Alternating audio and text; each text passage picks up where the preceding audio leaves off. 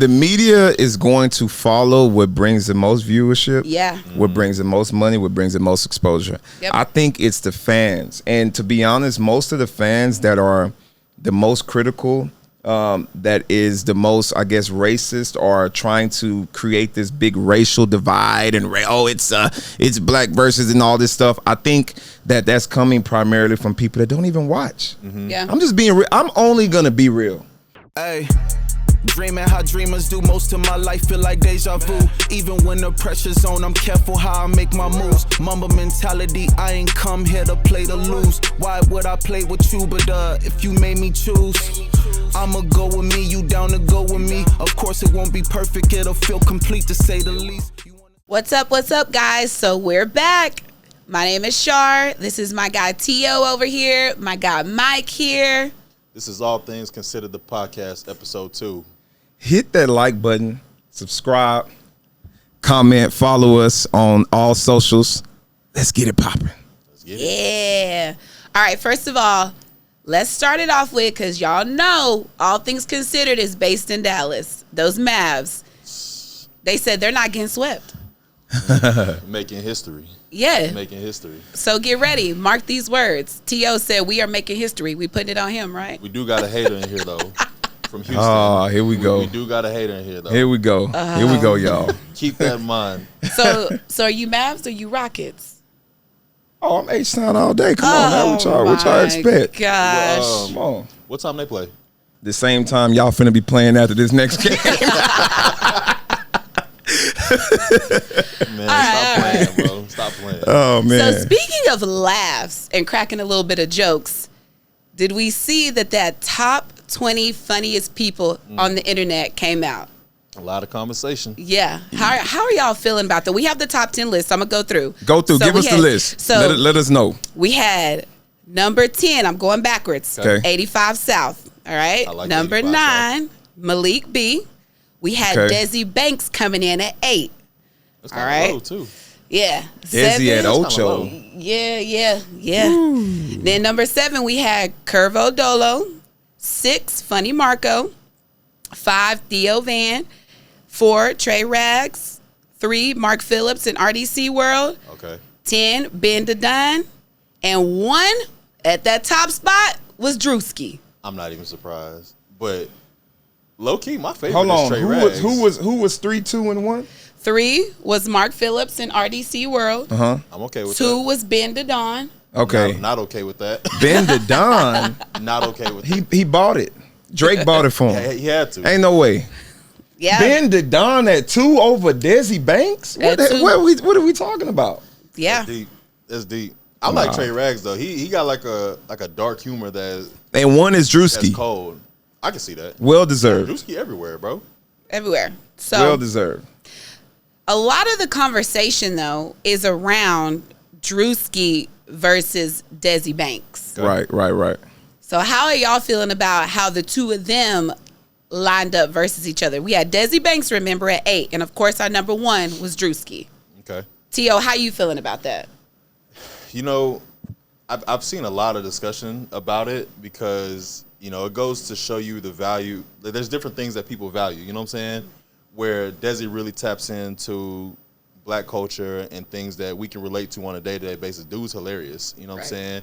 And Druski, he's able to do the same thing, but I feel like he's almost more, like, versatile in his comedy. You feel what I'm saying? Like, I got my homeboys that I play ball with that we can laugh at Druski, and then I got my coworkers that I talk to on a day-to-day basis that, like, man, my frat boys used to act just like this too back in college. You know what I'm saying? And I feel like there's an element of I don't want to call it selling out. You feel what I'm saying? But there is that value where dudes like Druski and Kevin Hart and a lot of these dudes who really understand the business of comedy, where they've been able to tap into other spaces. I can't remember who said this, but it was one comedian that was just like, you haven't really made it in comedy until you can make white people laugh, which is crazy, but I get what he's saying. You feel what I'm saying? Like, if you're still doing, you know, small shows and smaller communities, are you really able to grow your brand as a comedian as opposed to selling out American Airlines Center or, you know, Madison Square Garden, different places like that where you appeal to a mass? But that's when you've got people who are like, I like I like Mike Epps better than Kevin Hart, but Mike Epps can't sell out an arena like Kevin Hart can. I think it kind of goes the same way with the comedy between Desi and Druski. You feel what I'm saying? Like, Druski can just appeal to a wider audience. To me, Druski just seems to be more like versatile in his understanding of the business of comedy. And, right. You know, he knows the art form behind it. But in terms of who to appeal to, Druski seems to have a little bit different understanding, or just pushes that more, where Desi's more tapped into the culture. You see him in music videos with Boosie and things like that, whereas you see Druski with Jack Harlow and Drake. You know what I'm saying? There's just a distinct difference. But I don't think one's better than the other. It's just, you know, your flavor, like what you like better. What you thinking? Okay. So, man, this is, first of all, I think it's safe to say that this is social media. All right, the list is from list is from social media, so it's different. So if anybody's wondering, like, what is, these are all social media comics, right? Yeah, comedians. So, you know, there's gonna always be pretty much two ways of going about it. All right, you're gonna have your business side. You know, a comedian who's been able to control the business aspect of comedy. And then you're gonna have your DC Young Flies. These are your people who are just funny. You know, they are just funny, and they just have the natural humor, and you know, they're not necessarily as business savvy. You know, I think Druski is number one because he's been, in my opinion, the Lone Ranger on that list who's been able to do both of them very successful. And consistently. Like Druski, from a business aspect, he's extremely marketable. Mm-hmm. I don't know if you guys have watched some of his interviews, but he's very intelligent. Mm-hmm. And you can tell that he's pretty business savvy on knowing how to build up his brand and align with popular people in entertainment. Yeah. And he's also funny as hell. Right. You know, Druski is naturally, I mean, you can watch the man Instagram stories and Instagram live, and people was like, oh, he just do skits. I've seen Druski live plenty of times. Yeah.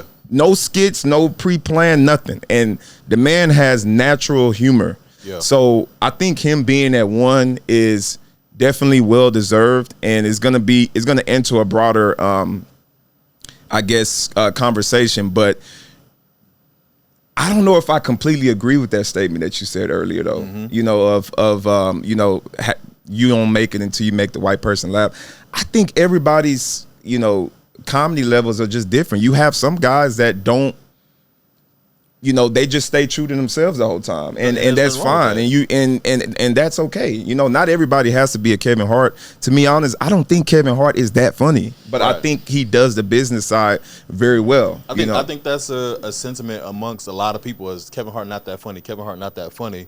But when you have a certain level of understanding of the business, that's when you're able to sell out these arenas and things like that. That's when you're able to put other people on your shows that people think is funny. So there is value in maybe not being as funny to a certain demographic, but opening the doors up for more people to find it, you know, to find your humor, but also put more people on. Because if you look at his Heartbeat, you know, studios or whatever, I forgot what his thing is called, but he's putting people onto his shows that are hella funny. You feel what I'm saying? Right. It kind of opens the doors up for them, where I don't know if some other comics are able to do that, but that just shows there's levels in the comic game where Kevin Hart is, or Cat Williams and Monique, and a lot of these people who are kind of at the top of comedy, that they're able to do it where some of these other people aren't. But again, that just goes like to show the difference between original comics and stand-up and what we see now in the internet comedy. There are differences in that. But I think a lot of these people on the internet, there's a bigger pool for that. So if you looked at like Kai Cenat, obviously one of the biggest streamers, actually probably the biggest streamer out right now, when he did his stream with Kevin Hart, huge numbers. You know what I'm saying? Like, people love Kevin Hart, big business person. But then they did another one, but it was with Kevin Hart and Druski, and it doubled what he did with Kevin Hart. So that goes to show you the pull that Druski has from being an internet comedian. But that's kind of where things are moving towards. That's why you see a lot of these people on the internet being comedians, trying to get into stand-up, trying to get into movies, and and a couple of them have done it well. Like, but it's DC interesting. Young Fly, It's interesting though, because Druski hasn't done stand up, and I don't know the last time we've seen a comedian get as big as him.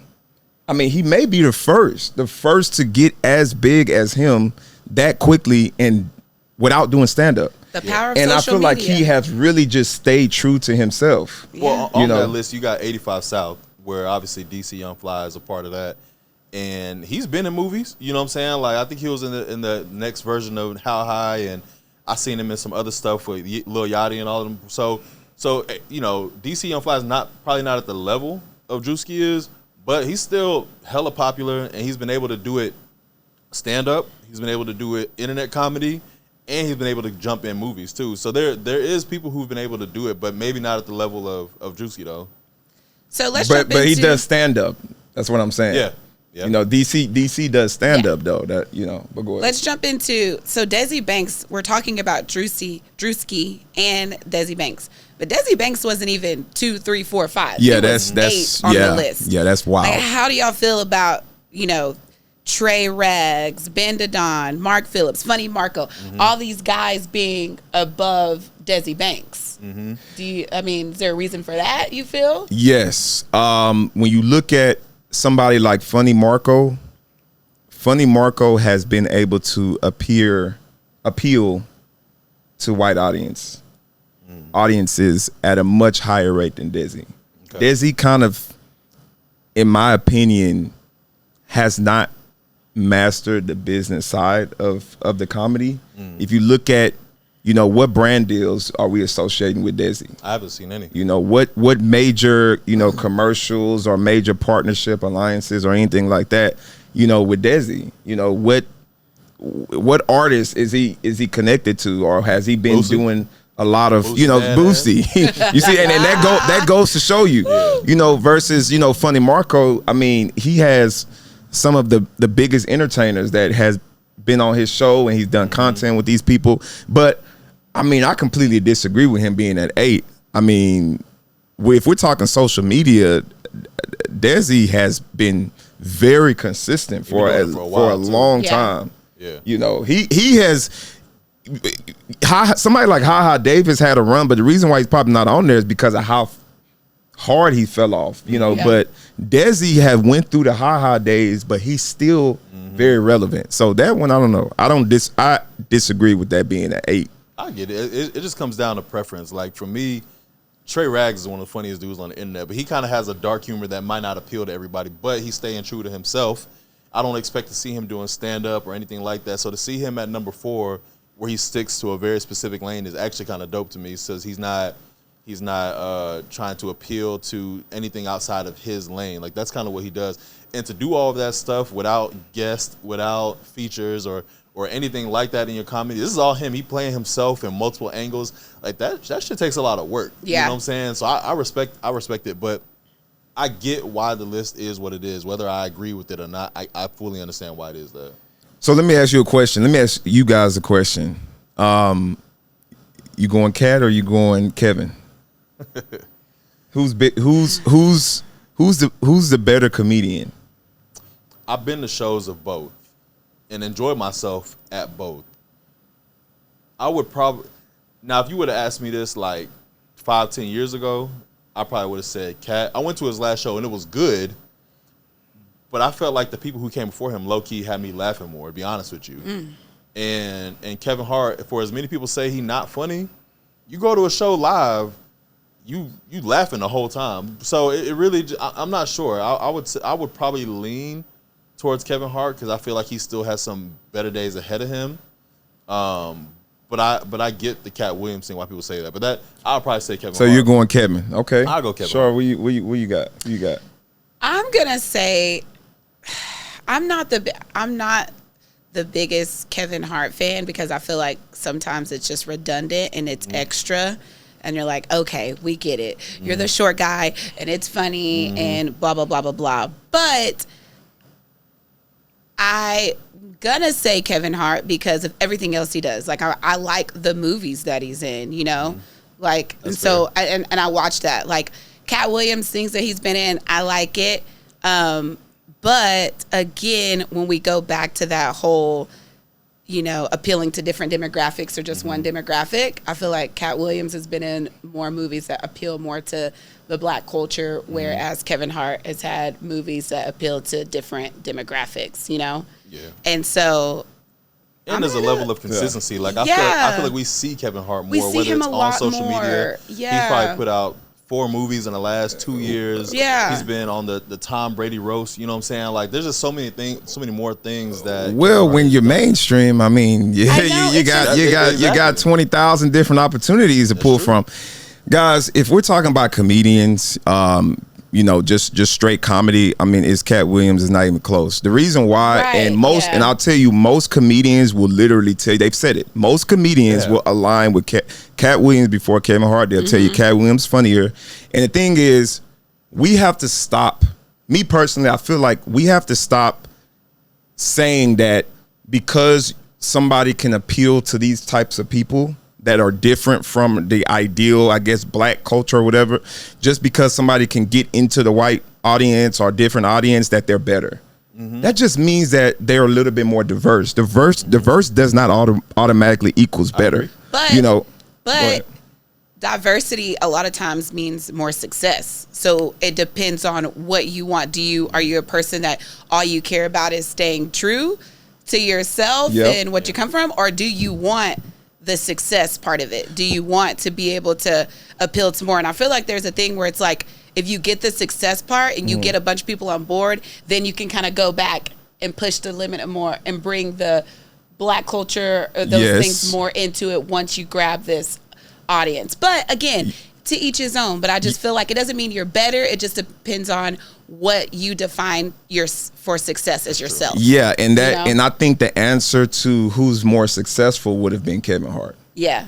But if we're talking about who's better, who's funnier, then I think that the answer is Cat Williams. The same thing in sports. Just because, there's a particular player that just so happens to play longer, have a bigger contract, or I guess appear to have more success, does not necessarily mean that they were the better player. How many players do you see coming out where your eye test, this back is better than that back that's at University of Alabama? But the Alabama guy may go higher than him and have more success in the draft. Does that necessarily mean that he's better? It doesn't. Sometimes it just, you can just kind of tell from a skill standpoint. So, but that's just my personal opinion. And that just comes down to what you value, whether it's versatility or sticking true to what you know. Like it even goes from comedians to the music industry. You look at the whole beef with Kendrick and Drake, like that's part of the conversation where you got people who like Drake's music because of the versatility that's in it, because he's doing hip hop and R&B and pop and Afro beats and all of these different subcategories in music. Whereas someone like Kendrick is staying true to hip hop and the culture and things like that. And that's been a big conversation even in that industry. You feel what I'm saying? So it just comes down to preference and what you like. How much do you value that versatility and appeal to multiple audiences, or sticking true to your lane and being the master of that? You feel what I'm saying? I just feel that we have to stop thinking that appealing to these types of audiences just automatically, promotes you, ahead of other people. I think it's the old Will versus Denzel debate. If you look at from an actor standpoint, Will Smith is the bigger actor. I think we can all agree he's a bigger actor. He's a bigger entertainer. His movies typically do better. They sell more in the box office. But if you're looking at skill, there's no way that anybody watching can say that Will Smith is a better actor than Denzel Washington. Because Denzel is Denzel, baby. You know what I'm saying? And it's just like, one is more successful, but who is the better actor? You feel me? So that's my personal opinion. So I have a question. Would you rather have, personally you, what do you want? If you were in their position, do you want the dollar signs in your bank account to be higher, or do you want people to be saying at the root of it, this is the person that's better?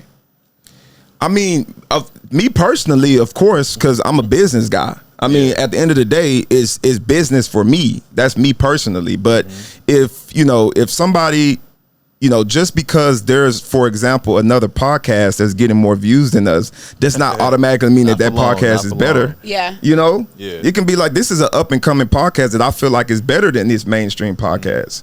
So I don't know, it's tricky. It's just sometimes you can't always quantify how good somebody is just based off mainstream. So you know? So let's not talk like Will's craft is low quality though. Like he obviously has put out high quality content from TV shows, absolutely, to music, to movies. We still watching Fresh Prince. All the above. You feel what I'm saying?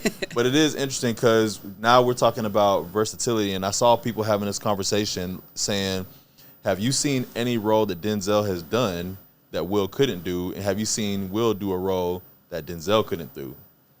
And I was really thinking about it, and I was like, I feel like maybe not to the way that Denzel did it, but I don't know if Denzel has done a role that Will couldn't do as well.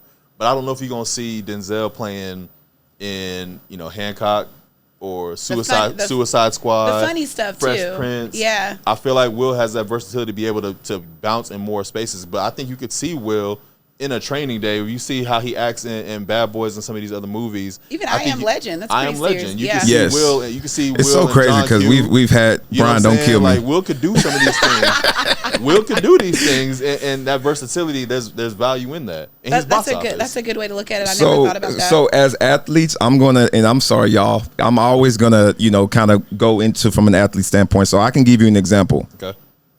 If we're comparing two athletes and we're trying to see who is faster between these two people, right? Naturally, we're probably going to look at 100 meter, 60 meter, who's faster, right? Mm-hmm. In my opinion, Denzel's the better actor. He's the faster athlete between those two. With that. But Will is the better track athlete. He can compete in the 400. He can compete in the 200. He's more diverse. He's long jump, high jump. He may bring more value to your track team. He's a decathlete. He's literally a decathlete. He can do everything. Yeah. But when we're talking specifically between head to head, who is faster?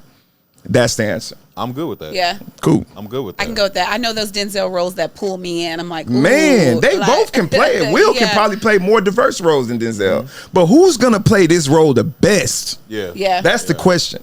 And it comes down to what you value. Okay, so I have another question. I love this topic. So do you feel like the Kevin Harts, right? Let's do, you know, the Kevin Hart versus Cat Williams, the one to go the Kevin Hart role when you decide to be diverse and go mainstream, to get a bigger audience, and also, let's not lie, to get a bigger paycheck as well. Right. Hello. Do you feel like they're sellouts? That they didn't, you know? I don't think so. I feel like at the end of the day, all of these people got families. They got mouths to feed, and you've got to be able to diversify to grow your portfolio. And that's just in comedy, in music, entertainment. That's just in business overall. Yeah. You know what I'm saying? Like, I feel like the more people that you can appeal to, get eyes on your product or service, I think there's a value in that. But some people like to stay true to their craft, and I understand and respect it. But I'm not going to be mad at anybody for stepping outside of their lane so they can do what's in the betterment of their pockets, as long as it's ethical and you're not doing anything crazy outlandish. To me, it's like, do what you got to do to expand. Yeah. What about you? That's a tough one. I feel it's very circumstantial. Mm-hmm. Okay, it's circumstantial because what I don't like is when people use black culture, you know, hip hop, you know, black entertainment, and they get put on, and then they go into what they call is a broader audience, mainstream, and then they never look back. Then you're kind of getting into a gray area at this point. Yeah, you know what I'm saying? And I feel if that's the culture that made you or helped you to propel into who you are, then there's still a level of somewhat homage, you know, that you got to give back.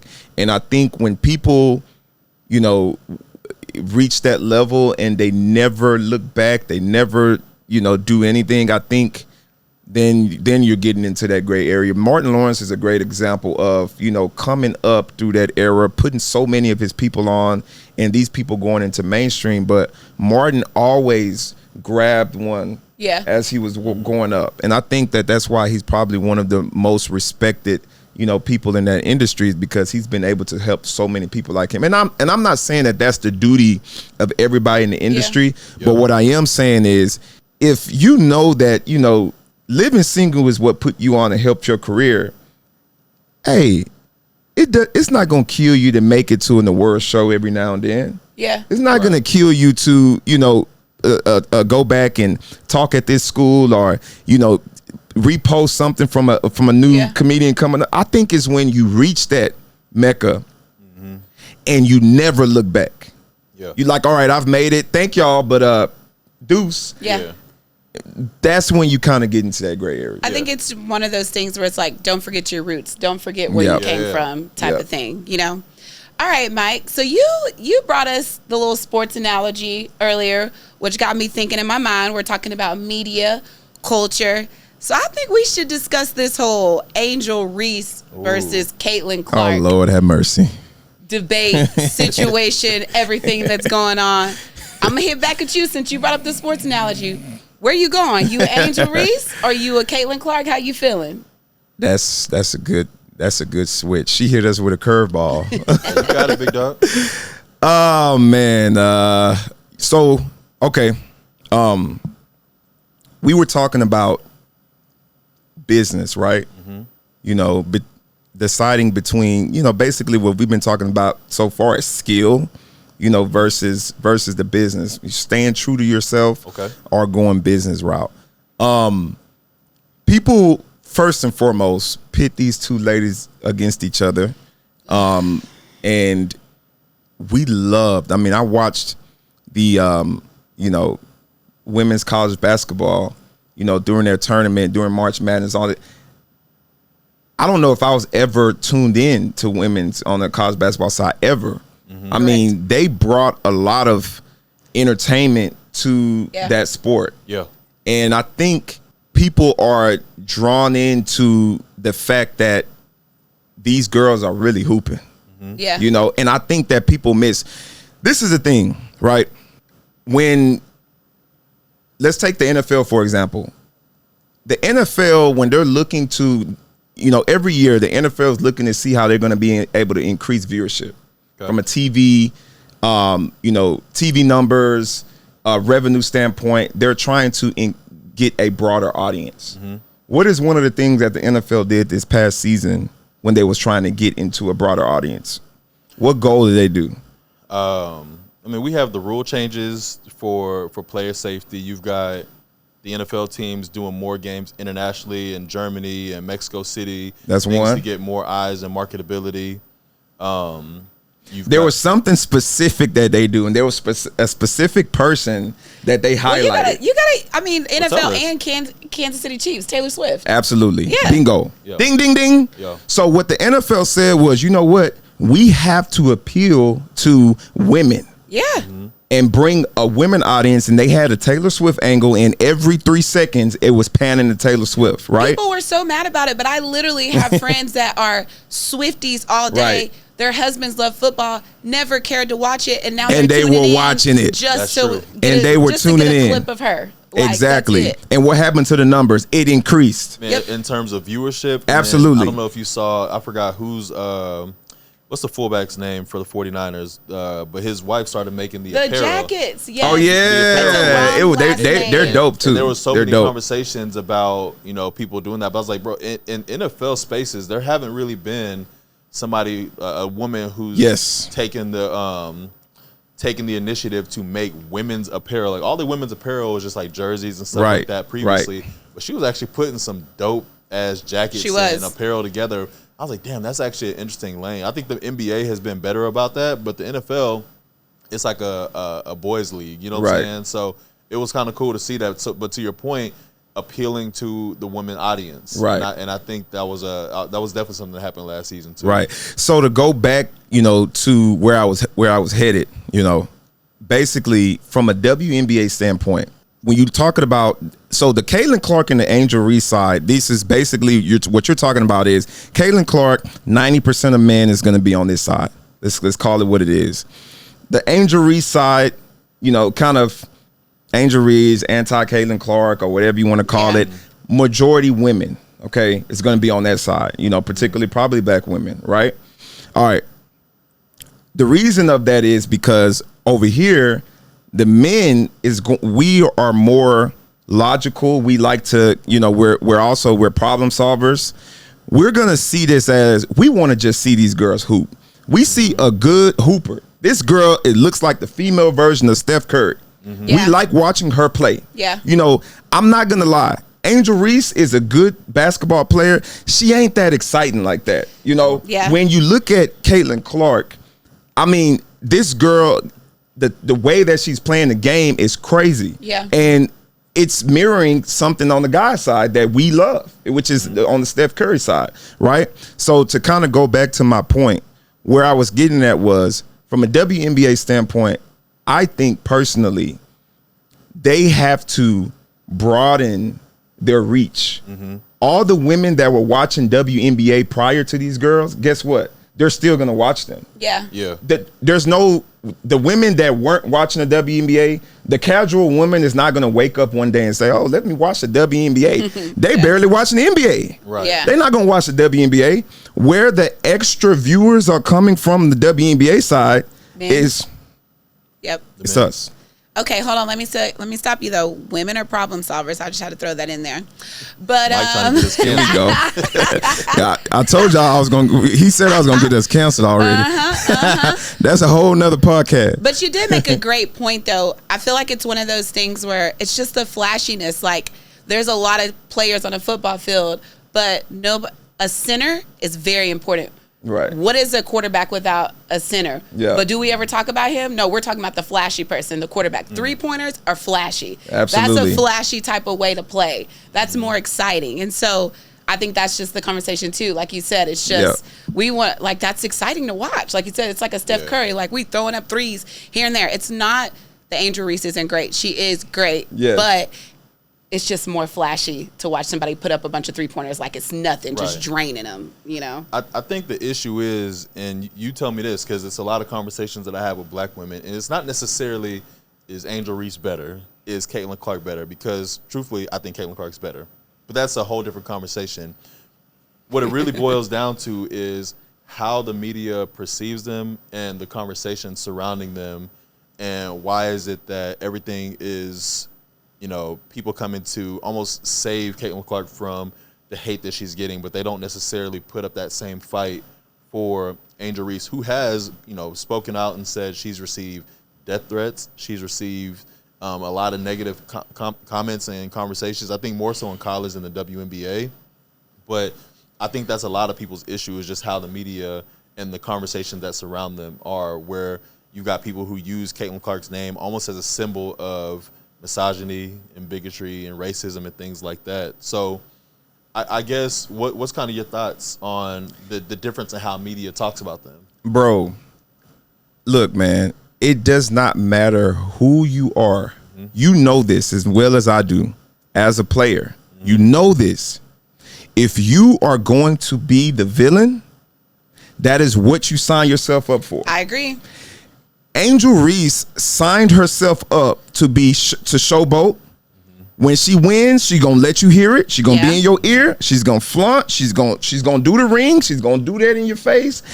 And when you're facing that adversity and you do complain or whatever it is, people don't want to hear that at that point. No. People want to see you lose when that's the route that you go.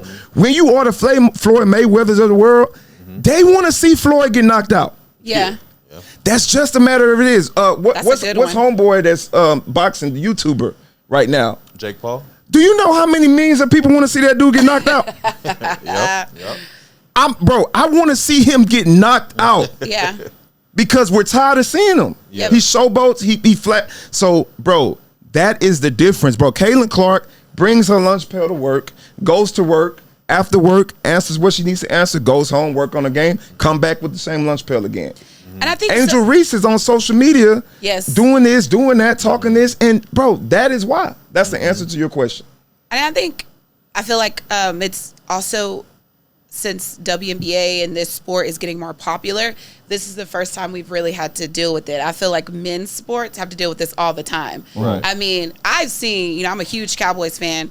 I love Dak Prescott as a person, as a player, everything. And I feel like he's like a Caitlin Clark. He's always saying the right things, nice guy in the media. But these Cowboys lose, you go look at his comment section. Oh, they're going in. I mean, it's awful. But heavy it's is the crown. Yeah, that's what it is. It's heavy as the crown. If you're going to be one of the big, and sometimes you don't get to choose. Like, you don't get to choose if the people make you the villain or if they make you the good person. But when you put yourself, when you're in that situation where you are one of the biggest people, you are one of the biggest names that's talked about, unfortunately, that sometimes comes with, the territory, know?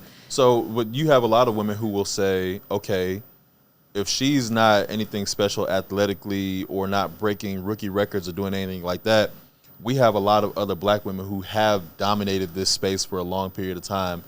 Are they not deserving of this same, the same attention that she's been getting? Like, why are we just now bringing that to the forefront? Why are we putting her on this pedestal when she's not even as good as the Asia Wilsons or the Candace Parkers of the past? And why are we giving her that pedestal?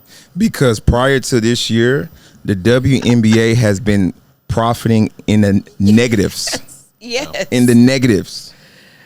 The WNBA most of the time has not eclipsed over 10,000 in attendance for people coming to their games. Caitlin Clark is averaging almost 17,000 people at her games, even when she's playing other people in other arenas. At some point, we have to understand, if you're going to be the Tom Brady, if you're going to be the LeBron James, look, LeBron didn't win till, year 8? Yeah. He was the face of the league. Yeah. People wanted to watch him. He didn't win yet, but they were waiting. He was turning into being, they said, look, he's a face. We got something right here. Yep. Steph Curry, we got something right here. Kevin Durant, we got something right here. It happens in men's sports all the time, bro. It's like, at the end of the day, this is a business. It's ticket sales. What is drawing these people? She's, getting brand deals, right? She is pushing the sport forward. Yeah. At the end of the day, the WNBA has always been here. It's always had ballers, but it has not had people on this level. So why wouldn't we lean into this? Well, I also feel like it's the evolution of media and social media. Yep. Tom Brady is really great, but we've also had exceptional quarterbacks before him, but we didn't have these outlets of social media like before, where we could share clips, we could talk about it more, everything. I also feel like with Caitlin Clark, the NIL deals, all that, you get endorsements. Your face gets to be put out there a little bit more. So it's like, she's an exceptional player, and then she also came into a time where media is evolving even more, you know? And like, that helps as well. But I feel like it's like, we don't need to make that a negative. We need to make this like a positive. Like, it's not her fault that she came in a time like this, but let's ride this wave and let's get more female athletes, more female basketball players noticed, during this. Let's get them paid more, things like that. That's my biggest issue with all of it, really, though, is that the conversation is less about the players we're discussing and more about them creating like a divide between people. Who's creating it, though? The media. The media and the fans. There you go. I will say that because there you go. If you look at the conversation surrounding Caitlin Clark, for the most part, via social media, and Angel Reese, is relatively positive, to be quite honest with you. The way the media pushes them is actually pretty positive. It is miserable people in the comments who are creating this divide, and now we have to have conversations about, are you on this side or that side, as opposed to talking about how the WNBA is improving as a business, improving as the skill set of the players coming in it. We're creating this divide where people are choosing negative things to say about one or the other, and that's my least favorite part about all of it. I have a big question, and I want you, please pan into my face, okay? I got a big question. Where the hell is the WNBA commissioner at? Who the commissioner is. Who is this guy? Who has anybody heard his name? Who's the guy? Because all this stuff is happening right now, and this guy is nowhere to be found. That's a good big dog. Point. You have had all this time, like, it's almost like they were not ready. Yeah. What were you doing? But you got to get ready. Where you at? Bro, he didn't have the media ready. He didn't have all these personnel and staffers. You knew it was coming. You knew it was coming. You saw it for the last 2 years in college basketball. You knew it was coming, and they didn't expect. Bro, right now, the WNBA is letting fans. They're letting fans run their media. Yeah. They're letting fans run the league, and I think it's bad. To answer your question, if I'm the commissioner right now, the thing I'm doing is I am stopping the divide. Yeah. The thing in the NBA that everybody think in the NFL that all the players have is respect for one another. Yeah. I am not watching your pockets. If you get 120 and I think I got 130, I'm trying to get 130. Or I'm going off of your 120 and I'll be cool with my little 195. Yeah. You know what I'm saying? But I will never come at you for what the bag or what you're doing. That's the thing that we have in our league on our side. Right now, the women are seeing it as, oh, well, why she got that? Yeah. Oh, well, why she got that? They don't like oh, that. I don't like why she get a brand deal? And it's like she just got the first big time deal for you guys. How about you be the second? I don't like that it's rubbing off on the players, because there have been a few nasty comments from some of the players about her.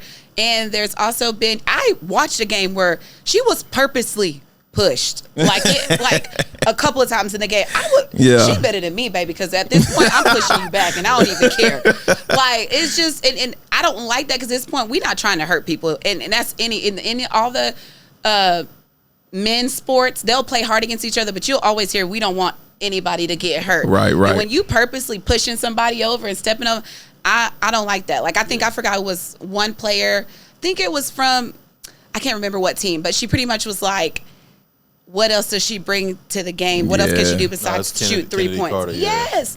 I'm like, why do we have... Come on now. That sounds just bitter, like you hating. You feel and what I I'm don't saying? like that. And then she's a black woman. We don't want to be bitter black people. We don't want that. Like, like... The thing that's coming up, though, is older clips of Caitlin Clark kind of acting in that same manner, like her pushing down a chick or her taunting in people's faces and things like that. So now those videos are starting to circulate, but they're not as pushed to the forefront the way some of these other videos are.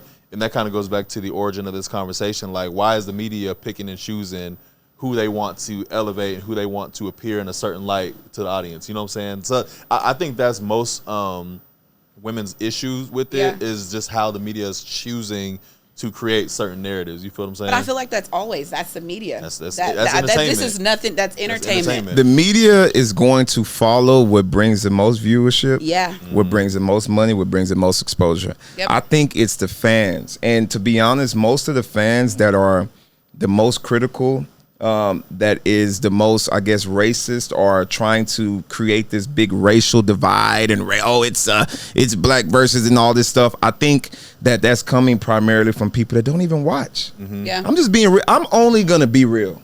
Yeah. Most of these people that I've seen, and I even when we was talking to some people, and I was like, okay, name me three other players that and it's just like, it's coming from people that don't even watch the sport. So I think it's important for the WNBA to start controlling the narrative, bro. Push your players forward. Right now, they should be pushing Caitlin Clark, pushing Angel Reese, pushing all these other players and all these other teams, so that people can start identifying, just like we do on the male side. This is this player, this is Shy, this is, Ant, this is Cat, this is this, all these other players that they start pushing and promoting.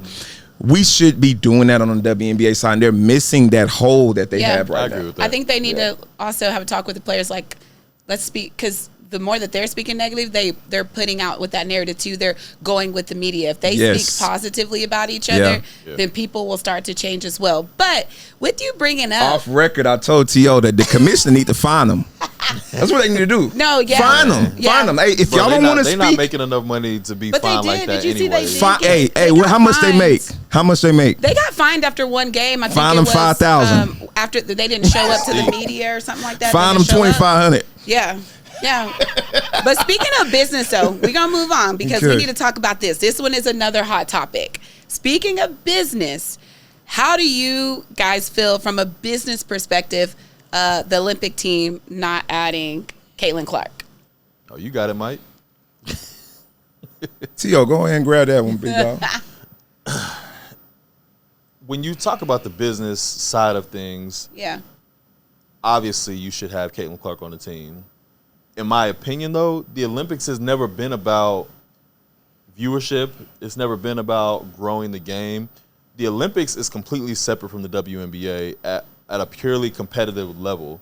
And there's a process to it where you've got a 3-year process of these women going to certain training camps, scouting the opposing teams in different countries, familiarity with the coaches, familiarity with the other players. If you have a 3-year process and the first 2 years you've got a bunch of young women in college, they're not a part of that process, so they're already a couple steps behind. Yeah. Now, it'd be one thing to me if Caitlin Clark was just dominating the WNBA right now, and it's like, we can't have this WNBA or this Olympic team without her. I'd be like, cool, run it. Let's put her on the team. Yeah. But she's not. She's having a good season, but there's women having much better seasons than her. Yeah. In addition to being a part of the process of being chosen for this Olympic team. So you've got a lot of people who are up in arms about her not being selected with the Olympic team, and I get it. But in the sake of competitive nature and making sure we continue to win gold, you got to put your best team out there. Yeah. That's going to give you the best chance to win. And if it doesn't include her, it is what it is. I've just never looked at the Olympics as the time to get rid of what we're doing for competitiveness in sake of marketability. Now, what people are really upset about is that they're not making an exception to the rule, because there have been exceptions on the women's side, the men's side. You look at like a Christian Laettner who was selected to the Olympic team instead of Shaq or Isaiah Thomas. Those are all exceptions. You feel what I'm saying? There's typically is a process, and you can't be upset that we're not making another exception to that rule just because you like Caitlin Clark. She's young. She's 22 years old. She's going to have her opportunities to be an Olympian down the road. It might just not be right now. Yeah. And that's, to me, you got to be okay with that. I think when it happens, it's going to be fun. So I think she's going to be on there, and Angel Reese. Ooh, that's Cameron Brink. Yes, you know what I'm saying? Cordoza. Ooh. I think so. Mike, what's your take on that? Because we typically disagree on when it comes to stuff like this. I'm curious what you think. We do. And I actually Mike? love when me and Toben disagree. From a business standpoint, it was a terrible idea. Terrible. And when I say terrible, I don't mean just for Olympics. I mean for you. Anything that WNBA should be doing is to promote their league. You have to be selfish. Yeah. You have to selfishly promote your league. You're talking about, again, a league that has not been profitable for a very long time, bro. They had just started chartering flights, for goodness sake. Bro, I'm going to tell you how I would have done it. I'm putting Caitlin Clark on that team. I'm not starting her, putting her on that team. Yeah. It's going to get viewers. I am going to hire a media staff that's going to cover these girls. Put them behind the scenes. Give us behind the scenes of her talking to, some of these players. Kelsey Plum, her talking to Chelsea Gray with the Aces. Wilson with the Aces. Taurasi. Taurasi is a veteran. Why can't let's watch Taurasi and Caitlin Clark have an engagement on camera?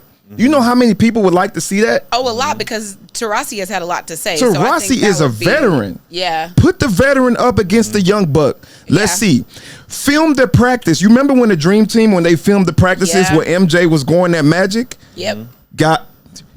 Hey, controversy sells, right? All right, Caitlin Clark, we don't think you should be here. Put her up against Taurasi. Let's see how she gonna do at practice. He's trying to get them a Netflix special. Man, I'm trying to tell you. So and you tell me, T.O., would you watch that? I get it. Listen, I get what you're saying, and it would be cool from a marketing perspective. But let's say for the sake of adding Caitlin Clark to the team, you got to take somebody off. I don't think it's gonna. I personally wouldn't think it'd affect them winning. I think they would win either way. If you're taking somebody off that sat on the bench, that sat on the bench, that contributed almost what she contributes, a little 3 points here and there. Though. Things that there's like, if we're being frank, Caitlin Clark has averaged more points. She has better stats than Deanna Taurasi, if you're thinking about it. Okay. So Taurasi's in there. But we're not taking it. We need Diana Taurasi's experience though.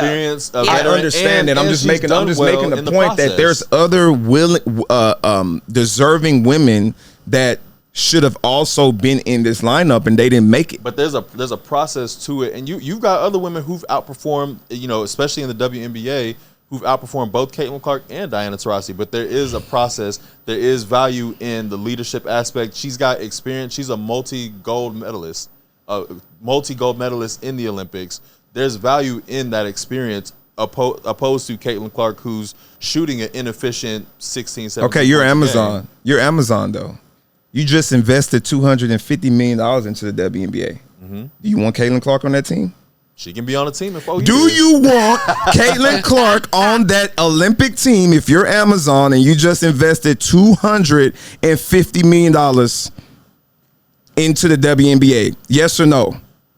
If I'm Amazon, absolutely. Thank you. That's your answer. Ladies and gentlemen, that is If for you're trying to win a gold a medal. league that has not been. That is your answer. No. That is your answer. I'm sorry. I'm sorry, bro. I don't think I'm adding sorry. Caitlin Clark and taking off one person that's not as key Thank would you. have affected them winning the gold medal or not. Thank I just you. don't. Maybe not, I but just maybe I do. just don't. I'm not saying they should or they shouldn't have, but I don't think that would have affected The girls have the- won getting this gold 9 medal. times in a row. But I'm saying, if you're I think we're forgetting that. The Yeah. girls have Listen, won though. 9 times if in a you're somebody row. who's been a part of this process for 3 years, you've been making strides, you're doing well at these camps. We didn't say we're being fair. And then I get it, and life ain't fair, but there is something to staying true to the game and the I agree with process. that too, yeah. So we're upset that we're not making an exception for a rookie who hasn't dominated the WNBA space, as opposed to staying true to the process. That's all. Has this happened ever on the men's side? It has. That's all I need to know. It has happened. That's but all I need those to know. are all exceptions. So And that's we're all, gonna make bro. exceptions every time, or we're gonna stick We're to the going to process. make But the women have exceptions never when you made an have exception. arguably one of the most highly Yeah. ever broadcasted, ever covered women's athlete WNBA of all time. We're going to make an exception. it's a She is their rare, MJ yeah. right now. I don't care what nobody says. Until the viewers prove us otherwise, she is the incoming. Okay, let me not say MJ. Steph Curry. Okay, cool. Yeah. She's an incoming But you're Steph not- Curry we're right not- now. We're not talking about skill. We're just talking about viewers. Like Absolutely. getting Not what the people, Olympics is for, though. getting people to the game. But it's what the WNBA is for, T.O. Well, this ain't a league. This ain't the WNBA that we At talking. all times, the WNBA, the SEC conference, right? No matter what's happening around them, what did the SEC conference do? Why are they the most dominated conference in college football right now? Because no matter what, even if we're doing the playoffs, the SEC is going to be number one. The SEC is going to have the most teams in. This is why if you look at Alabama, if you look at Georgia, if you look at some of these teams that's been winning in the SEC, they're putting teams in in and out, no matter what, because their commissioner has says, I am SEC focused. This is my league, and I'm going to push this league as far as I can. That's the only thing the WNBA should be worrying about. We're going to win the title, bro. We've won it 9 times in a row. Taking one person off that's not even that relevant is not a big deal. Let's get these viewers here, huh? But then you got to decide what person is not relevant to you. If you're talking Diana Taurasi, you got someone who commands. We can't the take respect. Diana I Taurasi off. just We made can't a take Diana point Taurasi. by saying that she had better stats. I didn't Okay, say okay. I didn't say So- take Diana I get it, Taurasi out of the Okay, damn. wait. But hold on, I would agree with y'all if this was the WNBA picking like their All-Star weekend, All-Star team. weekend Okay, weekend that makes people. sense. Yeah. I get it. Marketability, visibility for the WNBA. Olympics, to me, the priority is putting the best team to be competitive in that space. That's all I'm saying. Okay, we got to wrap this up. We already see here where Mike is team Caitlin Clark should have been on the Olympic team, Olympic women's basketball team. T.O. is no. We're gonna stay true. Everyone's fair. We're gonna stay true. Okay. So this one is also another hot topic. We want to hear from our subscribers, our followers. How do y'all feel? Do you feel, let's say, they should have sacrificed for the greater good for the WNBA and women's basketball and added Caitlin Clark to the USA women's Olympic basketball team? Or do you feel, no, these women have been practicing for years together. We're going to stay true to it and put the top women from experience and play on the team? Let us know how you feel. Again, I'm Char. This is T.O. I got Mike on the left over here. This is All Things Considered, the podcast, episode 2. Shoot us a like, shoot us a comment, subscribe to us. Let's get it. We out. We out. Peace. Hey, dreaming how dreamers do. Most of my life feel like deja vu.